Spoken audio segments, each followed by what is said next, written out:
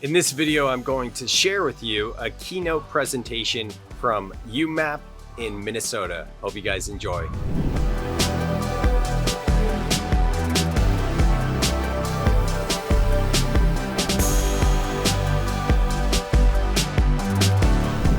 Thank you guys for having me. I'm coming in from Santa Cruz, California, not Silicon Valley anymore, and that's part of the spiritual awakening process to get out of the concrete jungle, as some people call it, rat race and robot valley, whatever it is.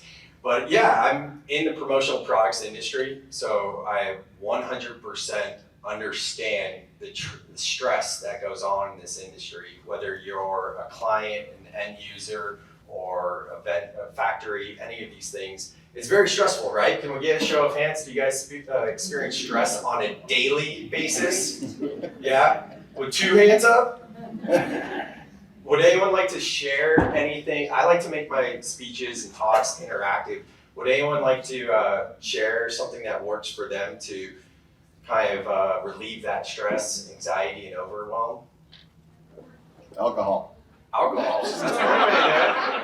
I resonate with that, Chris. So going back to my story, back in, 2011, I was in college and I was a recreation major. It's a recreation major anyways, at the school Chico State. Has anyone heard of Chico State? It's a small party school in California. In the 90s, it was the #1 party school in the nation, but I went there in like 2006, so that was way after that. I was in the top frat, lived above the most popular bar in town, so I did the college thing, and drinking, did a lot of it, and maybe some other extracurriculars as well.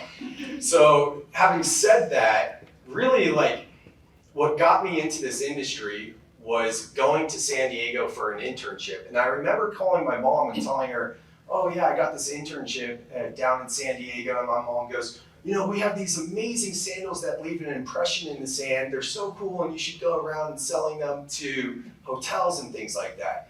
Needless to say, I grew up in the industry, and my mom was trying yet again to get me to sell for their business, an office supply company that did about 5% in promotional products. And who is that vendor? Neat Feet. You guys know me? Neat Feet. That's literally how I started my business. It was called Chico Feet. So I took a common expression in the town of Chico Feet, because everyone's always partying and it's very hot there as well. So, you know, slip and slides, the river, floating, tubing, the whole thing. Everyone's talking about their Chico feet and how the bottoms of their feet are so dirty from Chico Feet. So this is when I got the idea to create sandals that said Chico Feet in the sand. And the idea behind that, and mind you, I was like 22 years old, was taking a common expression and attaching it to a product to build brand awareness. And it worked. Except for Chico was a small town.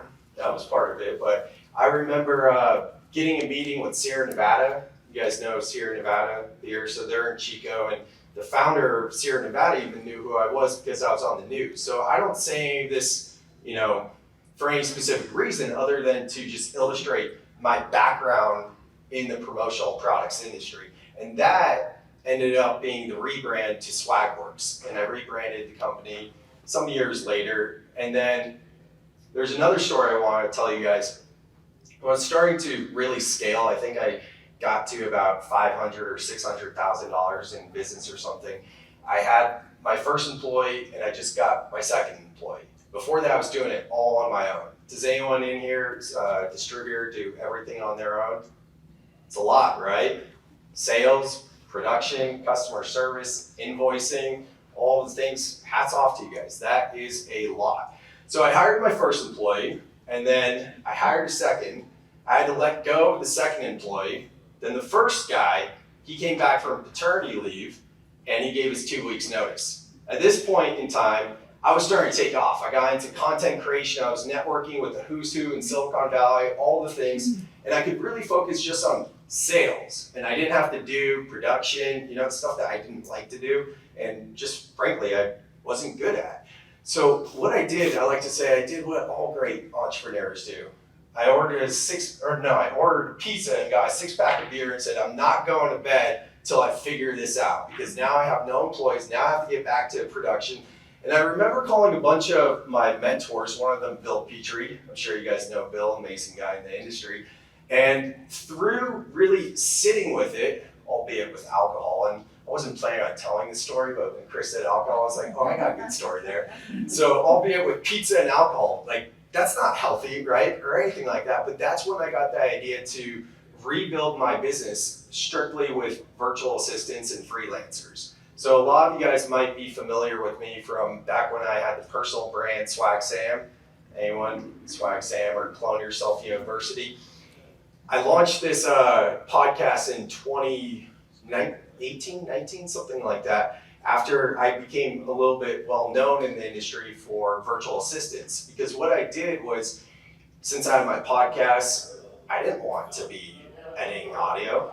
I didn't want to build a website. I didn't want to do graphic design. So I learned how to work with virtual assistants and freelancers. So when I didn't have those 2 employees anymore, that's when I was like, all right, I'm just going to make a list of everything I don't like to do in this business, and I'm going to hire it out. And that's what really took me to that next level, being able to make it to $1 million business just by myself and freelancers, by just looking at my weaknesses. Because the truth is, weaknesses are a good thing. You know, in business, a lot of times we think of weaknesses and we're like, that's not good. I need to work on that thing.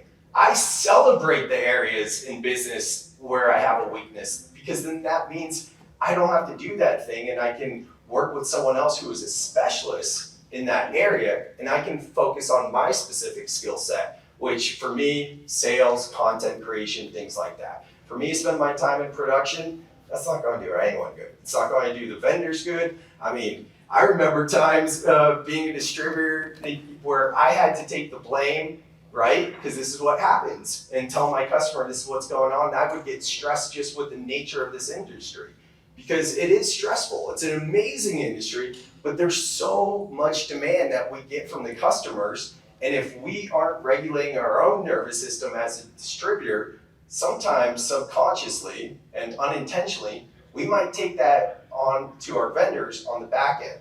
And I admit, that was me a few times. I have done that. Was I proud of that? Am I proud of that? Of course I'm not. I didn't know how to handle my stress, because in truth, whether it be education, like growing up in middle school or grade school, high school, college, most of us don't really get taught how to regulate our nervous system. So in this deep dive of doing the inner work since 2019, that's when I've spent really the past 4 years just asking myself, what's most important to me? What do I really want out of life? Because shockingly, or maybe not, when I was named to Silicon Valley's 40 Under 40 list, that was the same year that I finally hit $1 million in sales. That's when the numbing depression came in. And what I didn't realize till not years later, but till afterwards doing the inner work, was I was on the hamster wheel. I was chasing goals. I had written a book called The Written Goal. I was obsessed and narrow-minded with just goal setting. And I didn't even really think too much about it. I was just like, oh, I gotta do this, then I gotta do that. And then I would achieve the thing, and I was like, okay, what's next? I couldn't even receive it. Even as Chris was giving me the bio, or saying the bio just now, I still have feelings come up where it's like resistance, like I can't accept that. Like, oh, am I bragging saying these things? Who am I to get that? Like, a lot of my root mental health stuff is around worthiness. Whether it has to do with guilt, shame, and am I even worthy of these things? I don't know if anyone here can relate to that. Can anyone relate to that? I see some nods and some hands. And what I want to invite all of us to consider is, it's not your fault. It's not our fault. And I'm not going to get like super into this topic, but the way our society is built in a lot of ways is to keep us more in that limited state, in those lower frequencies where we really want to be is happy, fulfilled, joyous, blissful. But if you just start looking at all the different things in your life, you can start to put a breadcrumb trail together, how we're kind of designed to be in more stress. And that is why I believe in the practice of soul-life balance as opposed to work-life balance. Because I'm telling you guys, I had work-life balance. You know, ever since I was in high school, All I wanted was to go work in board shorts and sandals and be on a boat. That's what I wanted. I literally wanted to like have a wakeboard boat and teach people how to wakeboard, take them out and just live on the lake, essentially. Well, that never happened, but I still was able to go board shorts and sandals, and I was working less than 4 hours a day, and I had financial freedom. I had all those things, and I was chasing this elusive state of work-life balance. Like one day I will get work-life balance. And that is the subconscious goal setting of when I achieve ABC, I will feel XYZ. This is a deeper dive, and we're not going to go into all of it right now, but so often on a subconscious level, when we're goal setting, we're thinking about that Lamborghini or whatever it is, and I want the Lamborghini, I'm gonna feel great, and that's focusing on the future state. How can we bring it here now to feel great now?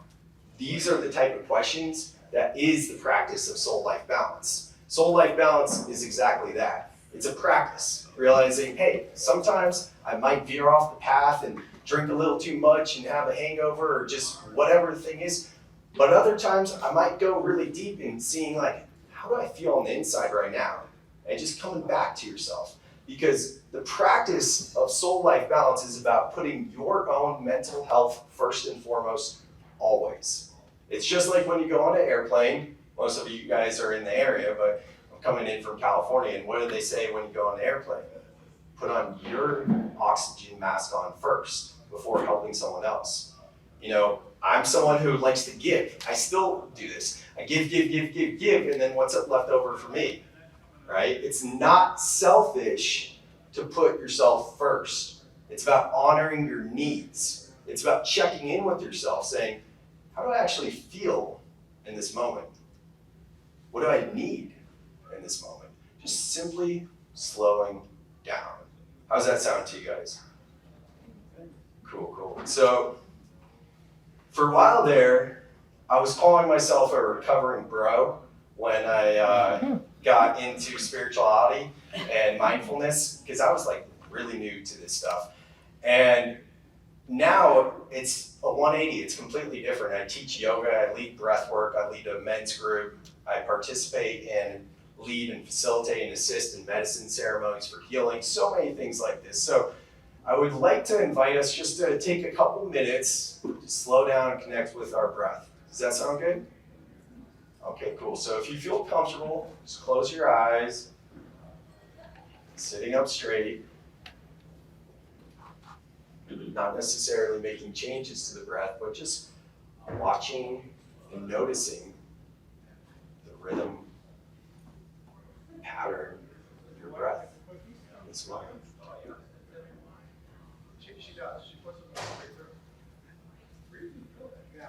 Beginning to deepen your breath, inhaling through the nose, filling it all the way up, and exhaling through the mouth. Let it go.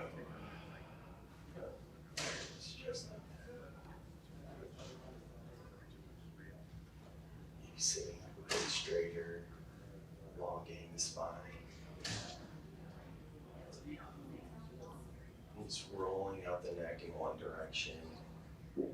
As you roll out the neck, maybe thinking about inhaling as the neck comes back, and exhaling as the neck comes forward. Slow is good. Switching direction.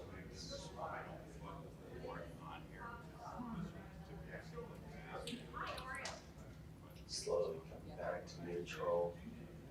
Finding an inhale, picking the shoulder blades up. Exhaling, placing them back down behind you. Inhaling through the nose. Through the mouth. Exhale, let it go. Another inhale up through the nose. Sipping a bit more.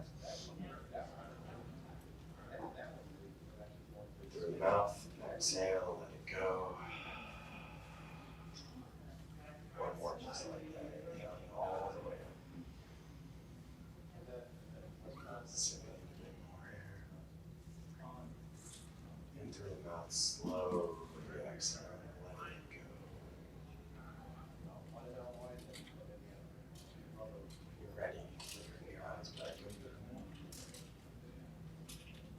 that feel?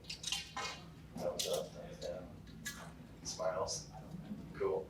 I mean, that is like one of the most simple things we can do. But how often on a daily basis do we do that? I mean, we breathe all the time, right? We don't even notice ourselves breathing, but does anyone here take like a few minutes to just like consciously and intentionally slow down and breathe like that? Good, that's great.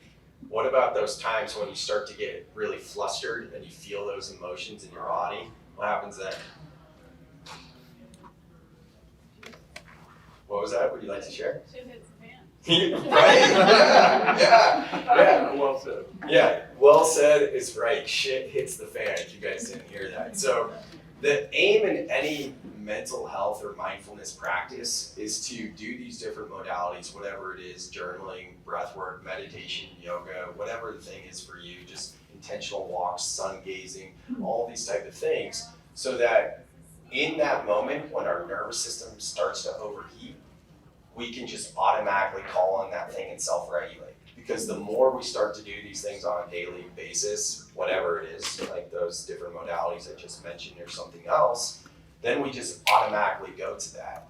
You know, it's not that shit hits the fan. Because yeah, before I start doing this work, it was like something happens and then all of a sudden like I can feel my body and just like blood starts to boil and then I start to feel that rage or whatever it is, right? And then just explode.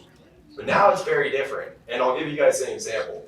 So 2 years ago, I think it was 2 years ago, yeah, 2 years ago, I was driving down a country road. My parents live in Gilroy. It's about 30 minutes south of Silicon Valley, if you can believe it. Just 30 minutes south of Silicon Valley is country. Grew up with horses, goats, and chickens. It's literally country out there. And I was driving down this country road, and I see a tractor, like a big tractor. You know, there's a lot of fields. It's the garlic capital of the world. And I'm driving down the road, going about 30 miles an hour, something like that, give or take. See the tractor, register as a tractor, put my eyes back on the road, and then all of a sudden the tractor starts to inch out right as I'm coming there. I slam on my brakes, and then it T-bones me, and my car is instantly totaled. My dog is in the back seat in her crate, and they ram into exactly where my dog was. She was fine. She definitely experienced trauma. I know I did as well. And I remember in that moment just asking myself, what's the lesson? And I didn't realize it until reflecting on it later. But it was a very profound moment in my life. It was a shift where I went from shit hits the fan, my nervous system overheating and being like, what? You know, just however I would normally react to just, my dog is fine, I am fine, I haven't looked at the car, I know it's totaled, but everything is fine. Getting out of the car, I pull over, slowly walk over, see my whole car just bashed in with my dog just right there. She was calm, she was super chill, but I was like, okay, good. And I remember thinking to myself, excuse my French here, oh, I'm supposed to say, what the F? So I said out loud, I go, what the F? And then I go, that didn't feel right. And immediately from there, I was calm. Maybe how you guys feel now, just like how you would after doing a few intentional breaths. And I remember instantly being like, what's the lesson here? And I tell that story because that is a real life example of when you just do these small little things, whether it's intentional breath, journaling to check in how you feel, breath work, like I said, yoga, meditation, sun gazing, walking outside in the summer here in Minnesota where it's amazingly warm and you can have your shoes off. Like, that's awesome. Just side note, I live in Santa Cruz. It's a beach town. Like, it's not sunny till 1 p.m. And this morning, getting up at 6 a.m., seeing the sun was like amazing. So that's really cool. But yeah, there's a lot of different things you can do. And the more we practice this, then it starts to become autopilot and we're not going to explode as much. And like we all agreed, this is a very stressful industry and we get a lot of deadlines pushed on us, whichever side of the fence you're on. And that can really hurt our mental health. So I highly encourage you to find something that works for you. And what I see often, this was the case for me and a lot of people I work with, is when we approach our mental health, we want to be like a good person doing mindfulness and try all the things. So sometimes it's waking up in the morning, it's like, all right, I'm going to do meditation, then I'm going to combine it with some intentional breaths, then I'm going to move my body and do some yoga, then I'm going to drink 12 ounces of water and put lemon in that, apple cider vinegar and some turmeric, and then after that, I'm going to journal about how I feel so I can have a good day. And we start to stack all these things, right? And what that's called is personal development. What we're aiming here is for soul development. We want to get in touch with our souls, right? So going back to the practice of soul-life balance, basically, let me go here first, because it's interesting to see the conditioning of society. Work-life balance. W, then L. Work, W, L, life, right? Typically when we see phrases, I don't know if you guys have ever thought about this or noticed this, but the letter that's closer to the A would be the first word. So the L in life, if anything, it should be life-work balance, where we're prioritizing our life before work. But notice that it's work-life balance. So for that same reason, that's why I call it soul-life balance and not life-soul balance, because our mental health is so bad right now, and we all know this since the pandemic, that it's imperative that we find ways to connect with our soul. And I'm not trying to get into any religious dogma or anything like that. When I say connect with your soul, it's simply going inside and asking yourself, how do I feel? Maybe to you it resonates with spirituality or your religion or anything else, but let's just keep it simple and say, connecting with your soul is just going into your inner world. Can we agree? Does that sound good? And then from there, we're recategorizing work as part of life. So that's really what soul-life balance is at the end of the day. And I wear this t-shirt every time I speak because the archetypal energies of yin and yang, or yang, has so much to teach us. That yang energy is structure, it's obligation, it's how we show up in the world. The yin energy is receptivity, it's intuition, and it's really going with it and saying, how do I feel in this moment? So going back to what I was talking about earlier about the habit stacking and the personal development and trying to do all these things, that's the yang energy. That's the yang energy of work-life balance, because in work and in life, it's completely yang. Like, work is obvious, but then look at your life, whether it's obligations, responsibilities, trying to do all the things, that's even more yang energy of showing up in what it looks like in the external world. So instead of waking up in the morning or whenever you feel like tapping into your inner world, if you will, and habit stacking all these things, the real mastery here is sitting within and being like, how do I feel right now? What do I need right now? Maybe I said I was going to commit to journaling before I go to bed or waking up, but right now that doesn't feel in alignment. You know what it does? Just sitting here taking a few breaths, that feels really good. Or maybe it's the opposite. Does that make sense? And it's through that really discipline where we're able to start building our intuition. And I'd like to get just a little bit esoteric for a moment here. Quantum physics, anyone a fan of quantum physics?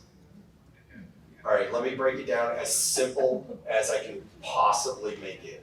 The outer world we experience with our five senses is a reflection of our inner world. Does that make sense? All right, so I'll explain it with a story. Carl Jung, anyone know about Carl Jung? Cool.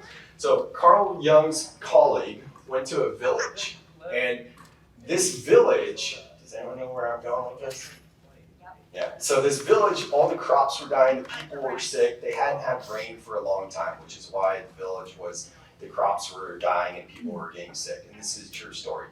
So they called in the rainmaker, and when the rainmaker came, he noticed people being sick, the crops dying, all the different things. So he isolated himself in a hut for 4 days. And at the end of those 4 days, it started to rain. And the crops were starting to come alive again, the people were dancing, they had vitality, all the things, right? They were so excited. So they go to the rainmaker and they ask him, what did you do? And the rainmaker simply said, well, when I arrived, your land was out of order, thus your people were out of order, and I got out of order. So I had to isolate myself to bring my inner world back in order to reflect that outwardly. So that is a real life example of quantum physics, and quantum physics is science. So this isn't like too woo or esoteric. It's a newer science that some people are skeptical about, which is totally fine. But I'm just inviting you to think about that, because today is actually a very powerful day. And for anyone into astrology or anything like that, it's August 8th, 8/8, and it's known as the Lionsgate portal. So the Lionsgate portal is a time to manifest. And manifest, like, it doesn't have to be woo. That's just like, think about sales goals. Pretty much all of us are in sales because this is a sales-driven industry. So think about one of your intentions, one of your sales goals right now. And if you're having trouble with that, my invitation for you is to really reflect, how am I showing up in the outer world? Am I trying to push? Am I trying to swim upstream? Am I trying to knock down walls? Or does it all feel and flow? Because if it's feeling sticky, if it's feeling hard, if it's feeling challenging, it's a great time to slow down, come back to your breath. And today, specifically, being the Lionsgate portal, maybe coming up with an intention. What are you calling into your life right now? Does anyone know what that is? I'm not asking you to share, but just by a show of hands. Are you clear? It's a really good time to get clear. And, I have an affinity for eights. I was born May 8th, 1988, so 5/8/88. And the figure eight, if you flip it to its side, you get the infinity symbol. And the infinity symbol, I think, really has so much wisdom to teach us about this human experience. Because if you look at the infinity, we can see the highs and we can see the lows, just like we experience in this human experience, right? We have high moments, we have low moments, yet we always come back to meet ourselves exactly where we're at, right? So there's so much wisdom in just that figure eight flipped to its side, and today's 8/8. So maybe that resonates, maybe it doesn't, but I hope it does. I want to share that with you guys. And we're going to take it from there. So nervous system. Okay. This is going to be the fun stuff. There's two main things that I want to have time to talk about today. One is regulating the nervous system, and the other is rewiring subconscious limiting beliefs. So we'll start with the nervous system. So we have the parasympathetic and the sympathetic nervous system. Show of hands, are we familiar with these? Cool, sweet, yeah. So the sympathetic nervous system is fight or flight. And this is really has served our ancestors very well, fighting off like a saber-toothed tiger, right? Unfortunately, in today's society, our sympathetic nervous system evolves around obligations, deadlines, stressors, all these sort of things. So when we should be operating in more of a restful state, most of us, especially in Western culture and society, are operating in sympathetic nervous system, meaning we're always on edge, we're probably even shallow breathing. So the real aim here is to shift into the parasympathetic nervous system. And the parasympathetic nervous system is rest and digest. That should really be our ongoing state. We should be in a place where we feel calm, we feel easeful, we feel stress-free. So the question is, how do we shift from this on-edge fight or flight to parasympathetic nervous system? And the good news is it's actually a lot easier than we might think. Any Dr. Andrew Huberman fans in the house? Sweet, I see some nods, cool. Dr. Andrew Huberman, if you're not familiar with him, he is a neuroscientist professor at Stanford, and he leads the Stanford lab there. He also has a major emerging podcast where he talks about all kinds of neuroscience and geeks out on all the things. So if you want to learn more on this, he did an amazing episode about 2 hours long on your nervous system and how to connect with it with your breath. You listened to that one? Good, right? Yeah, it's a good one. So in that podcast episode, he speaks about the cyclic sigh. And the cyclic sigh is a form of breath work, which, by the way, is absolutely the easiest form of breath work you'll ever come across. And his lab did a study comparing different forms of breath work alongside meditation to see which of these modalities was best to relieve the nervous system to shift into parasympathetic to relieve anxiety, stress, and overwhelm. And cyclic sigh, ended up being that thing. You guys want to learn it? All right, so it's super simple. You don't have to do it right now. I'm just going to show you how to do it.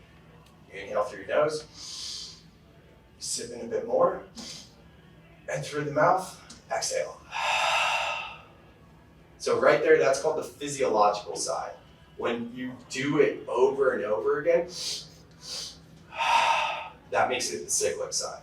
And what they recommend to do is do the cyclic side 5 minutes a day, every day for about 2 weeks, and then see how you feel.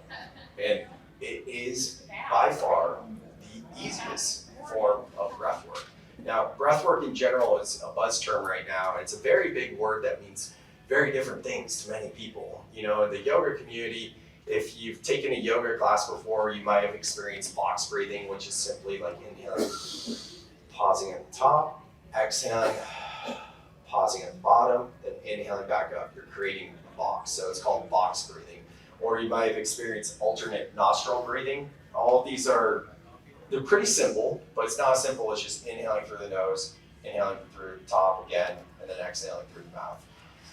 Like I mentioned earlier, I'm a breathwork facilitator. I facilitate about an hour-long breathwork, what I like to call journey, which is designed to shift you into that sympathetic nervous system to mimic a stress response, really a trauma response, to remove stored trauma in the body. And that is a wild journey. It releases DMT in the brain, which DMT gives you that quote-unquote psychedelic trip. Mind you, there are no psychedelics involved. It's just you and your breath. That's how powerful your breath is. In Sanskrit and yoga culture, they call breath work really prana, and prana means life force energy. And you know, we take it for granted, and I'm guilty of this too. I took an Uber to Caribou Coffee because I wanted to get acquainted with like the land and, you know, just check things out, not just like be in the hotel and whatnot. And I was like, oh, I remember Caribou Coffee, like K-Cups. Like I remember selling office supplies back in the day, and Caribou Coffee, that was the big one. Oh, I know this company. But my point here is like, I took coffee to wake me up. Coffee drinkers in here? Probably everyone, right? If you have any reason to want to get off coffee, then utilizing breath work is an amazing way to do that. And that's kind of the breath work that I teach, where it gets into the sympathetic nervous system. And I'm not going to teach it to you guys because it's a little intense, but how it looks is just going, and you do that for like 20 seconds, then you do a hold for 20 seconds, and then you do that for about 3 cycles. That'll give you natural energy. And then you'll be like, okay, I don't know about this whole prana, life force energy, breath thing. I'm not sure I'm really buying that. And then you do that and you're like, oh yeah, that's a real thing. I'm buying it now, right? So again, the deep breath work journeys are great because we've all experienced trauma in our life. And I really would like to invite you guys to consider like not to compare your trauma to other people, because it's a losing battle. You know, it's so easy to be like, I haven't experienced trauma in my life, you know, because it's subjective. You know, and Gabor Mate's got a really good quote about trauma. I don't have it memorized, so I'm not going to butcher it, but trauma is a real thing, and trauma gets stored in your body. You know, there's videos that most of us have probably seen of lions chasing a gazelle, and if the gazelle makes it out alive, what does the gazelle do? It convulses kind of like that, right? Doesn't it? Have you guys seen that? And what it's doing is it's shaking it out. It's letting go of it. And what do we do as humans?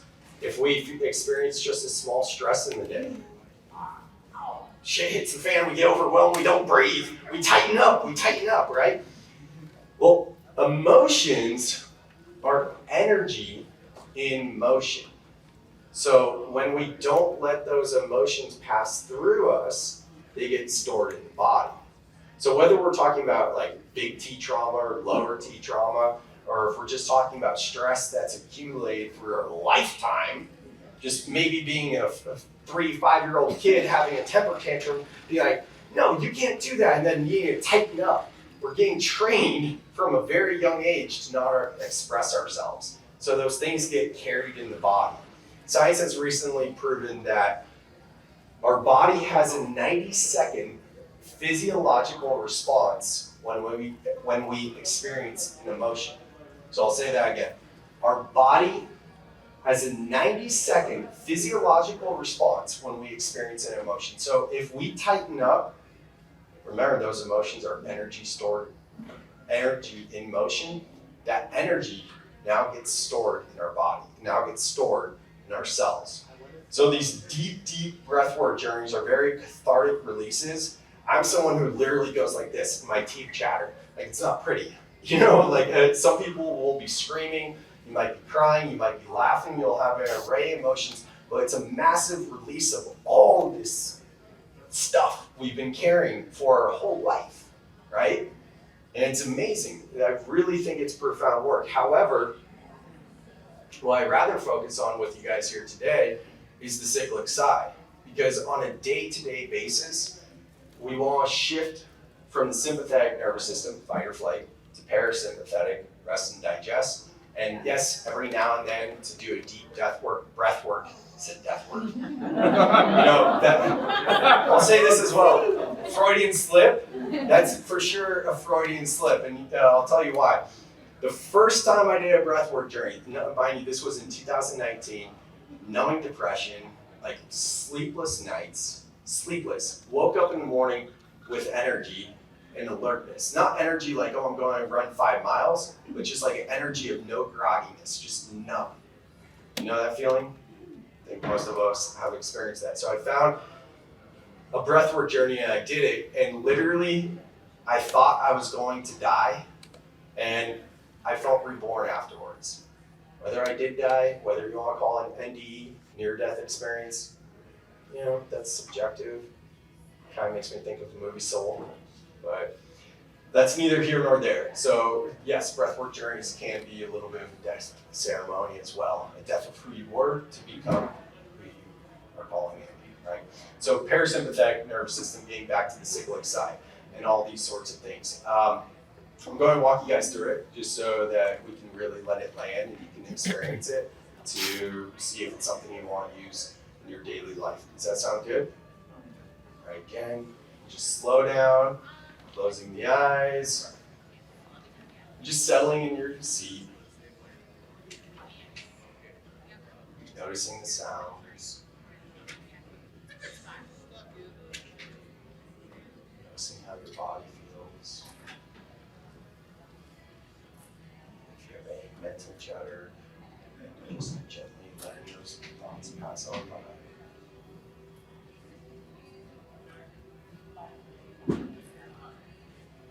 Nose, inhaling up. Sipping, inhale a bit more. Mouth, exhale. Again, inhaling up through the nose. Inhale all the way up. Sipping a bit more. Hold. Through the mouth, let it go. Again, inhaling through the nose. Inhaling all the way up. Sipping a bit more. Through the mouth, slowly exhale. One last one. Let this be the biggest inhale yet. Inhale all the way up. Sipping in a bit more air. Hold. Hold that breath. Feel your body.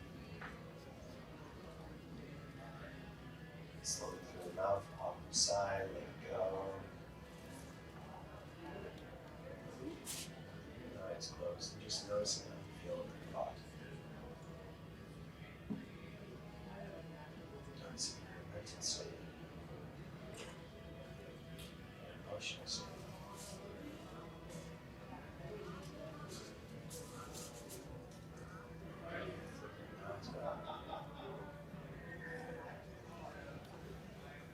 So that's the cyclic side. And that was just 4 cycles.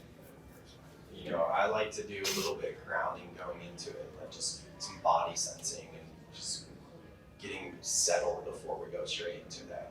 But that's definitely something you can take with you, and I highly encourage you to take that with you as well after leaving here today, just utilizing it. Anytime you feel stressed, just going back to, and I'll tell you guys too, like, I'm not perfect. Like, oftentimes when I'm talking to people, I find myself thinking about past, future. What am I going to say next? And it's like, okay, mind, slow down, right? And what really helps me is just taking a few intentional inhales and exhales. Nothing weird to be like, excuse me, like, I know you're talking right now, but I'm not fully present, so can we get back to talking now? Not like that, but just like, just slowly inhaling and exhaling, and it really helps me settle and ground. And I mean, like we talked about earlier, most of us don't bring any intentionality to our breath. So it's just a constant game of practice of coming back to, how do I feel right now? I'm a little caught in, past, future, or thinking about something. I'm on a loop, whatever it might be. Let me come back to the present moment. Another thing I would like to talk about breath work before we move on is diaphragmatic breathing is the proper, if you will, way to breathe. And I didn't learn how to breathe this way until recent years, because when you inhale, go ahead and do a big inhale through your nose and notice if your belly comes in or your belly goes out. Now, for me, I used to bring my belly in, because if you think about it, like, you're inhaling, so you want to suck it in, but really what you're doing is you want to think about putting air into a balloon. So you want to expand your belly. So inhale and let your belly expand. You guys feel the difference? Yeah, so it might take some repetition to get that right, but once you start doing that, that's diaphragmatic breathing, and that's going to be better for your nervous system.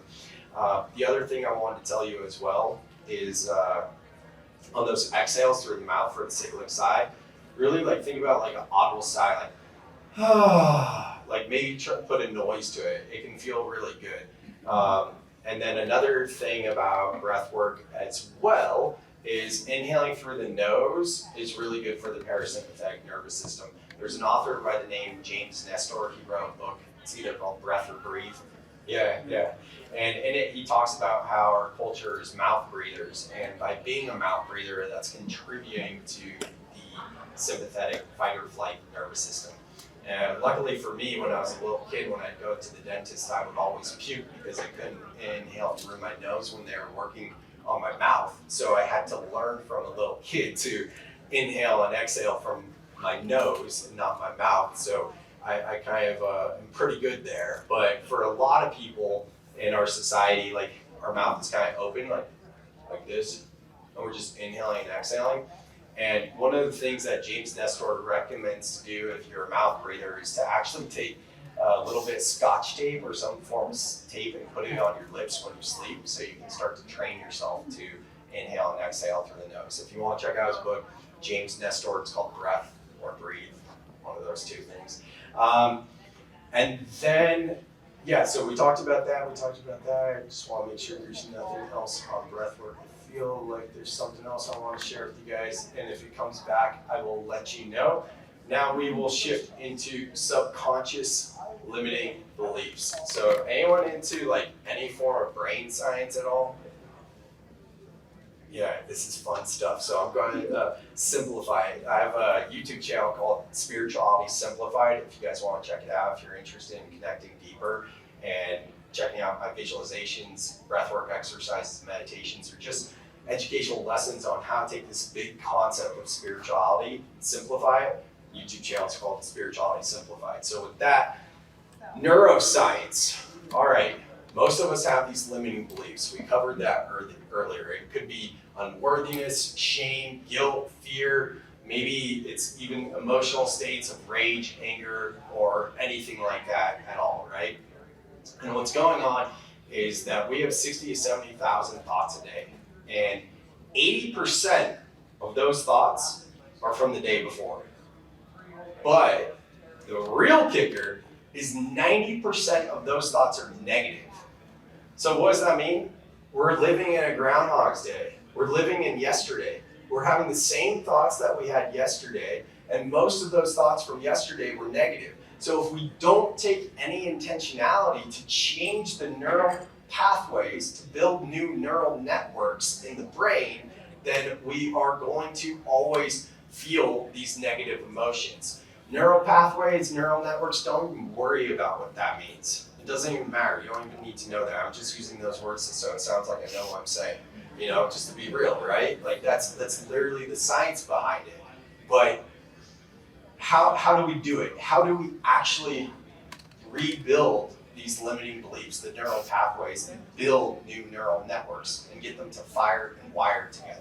It's about moment-to-moment awareness. How do we cultivate moment-to-moment awareness? The breath. You seeing how this all ties together now? So I like to lead people through what I call this limitless beliefs visualization. It's about 15 minutes long, and I haven't done it yet for like a more businessy corporate demographic. And I'm feeling into thinking that it would probably be too long. So if you guys want to check it out, either hit me up or go to Spirituality Simplified and you'll find it there. But basically, I'm going to teach you the process and you can do it on your own without us doing the visualization right now. Does that sound good? Okay, so the first thing we want to do is realize or go back to these emotions. Remember how we just learned that the body has a 90-second physiological response when we experience an emotion, right? So when an emotion comes up, the invitation here is to feel that emotion. So let's call it stress, because this is a stressful industry, so I know every single one of us experiences stress. And I know every single person on this planet experiences stress from time to time as well. So something happens in your day, whether it's today, tomorrow, maybe you can think of something from yesterday. I mean, it's not like you need to think of something from 2 months ago. I'm sure there's something you can find that happened in the past few days. And just take a moment and think to yourself, how did you respond when you experienced that stressor? Just thinking about it, reflecting on that. This act of reflection and contemplation is so undervalued. When we take time to slow down and think back to past situations or maybe how our day was, that's actually how we rewire the neural pathways in our brain to build new neural networks. So forget about like everything you've ever been told about meditation, what that does, because meditation is great, I wouldn't knock it, but meditation is about clearing the mind. And that's good, but this act of contemplation that we're practicing right now to think of a past time where you experienced a stressor, this is how we build the new version of ourselves and break the habit of being that negative self. Make sense? Yeah, cool. So now you guys thought about that stressor, you thought about how you handled it. Now, if you are anything like me at all, you go to the kitchen, you grab some food, and you're like, my thing is pistachios. I don't know why, maybe it's the cracking of the shell where I feel like I'm hurting it, and I feel like I'm slowing it down versus like cashews. I'll just take a handful of cashews and throw them in my mouth, right? But pistachios, you crack it open and then you put it there. I'll notice myself like feel some sort of stress, whatever it is. I go grab a bag of pistachios. This is literally what I do. I'm not even exaggerating or lying here. I'm hovering over. I got a nice trash can though. It's like a cool cabinet. It looks really nice and comes out. It's not like a gross trash can, but it comes out like this. And I have a counter of pistachios, and I'm cracking, throwing them in, and then finally I'll get to a point. What am I doing here? Right? Whether it's food or you use some sort of affirmation, a different thought pattern to get out of feeling that way, we all do it. We all feel some sort of emotion, whatever it is, and we'll do anything we can to not feel that emotion. Can we agree to that? So, 90-second rule, right? The 90-second rule teaches us that we have a 90-second physiological response when we experience an emotion, and emotions are energy in motion. So let's let that energy be in motion and let's not shove it in, right? So how you do that is sit or stand wherever you're at, take a few deep inhales and exhales, and give that emotion a name. Anxiety, whatever it is. Feel into it, accept it, and let it pass. And we're not going to be like hyper diligent here and be like, 1001, 1002, 1003, and count up to 90 seconds. There's no need to do that, right? But just take a couple minutes to really feel that emotion and to accept it. Then from there, what would be the opposite of that emotion? A simple one to use is like, okay, I'm feeling sad because I lost the deal and I thought for sure I was going to close this deal and business has been tough since the pandemic, and now I'm getting a negative feedback loop of fear of I'm not going to have enough money. And I'm sitting there feeling the fear. Okay, fear. What is the story around this? I'm not going to have enough money. Okay, what does it feel like to not have enough money? Okay, I'm accepting it. Okay, I'm feeling it in my body. I'm feeling that fear. Okay, I'm letting it go. I'm letting it go. What's the opposite of that? I'm an abundance machine. People love doing business with me. I'm creating my dream life and I'm closing deals left and right. I'm going to hit $2 million this year, whatever it is. What's the opposite of that? Then take more time to feel into that and repeat that as a mantra. This is where people get affirmations wrong. Now, I love affirmations. I think affirmations are a great thing. Whatever your affirmations are, maybe you're like Stuart Smalley and darn God, and what is it? I'm good enough and people like me, whatever it is. You know, isn't that Saturday Night Live skit, something like that? Affirmations are great, but remember, you have to first process that fear, that limiting belief. If you don't process that thing that you're resisting, then the affirmation is worthless. So that's essentially my process to reprogram the subconscious mind for success. And to summarize it, notice when you're feeling that fear, or whatever the emotion is, accept it, maybe even give it a name or a story around it, process it. Then what's the opposite of that? Give it a little phrase, start repeating that as a mantra and feel it in your body. Taking that a step further, gotta geek out on some neuroscience again. Right now, your brainwave states are in beta, and there's 3 different forms of a beta brainwave state. When we reprogram the subconscious mind, we want to be in a theta brainwave state. And this stuff doesn't matter until right now, what I'm about to tell you. How do we get in a theta brainwave state? Either through breathwork, meditation, or something that slows us down and clears the mind, right? Not oftentimes, this is the case. When you wake up in the morning and when you go to bed at night, that's when you're naturally in a theta brainwave state. And it's in that state where your subconscious mind is most receptive to reprogram those negative beliefs into empowering, limitless beliefs. So the work I do for myself and my clients is I ask them to go through this visualization, which you guys can find on the Spirituality Simplified YouTube channel, or just send me a message, I'll send it to you. And from there, I have them take out the voice memo app on their phone and record their limitless belief.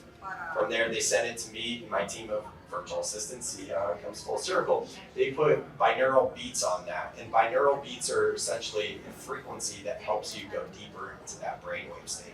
So this isn't about like waking up in the morning and when you go to bed, be like, okay, I'm going to meditate and listen to my limitless beliefs track and just sit down. Okay, yes. It doesn't have to be like that. You know, I tell people, hey, if you've got a busy, chaotic life and you can't make 2 to 5 minutes to listen to this track of you saying this, just listen to it when you brush your teeth before you go to bed. It doesn't have to be like sitting down and meditating and being a spiritual person and calling in your angels and guardians and sage and Palo Santo and all the things, because a lot of people will do that, and that's great. But for the everyday business person, like, what's more practical? Just make it practical for yourself. So that's the process.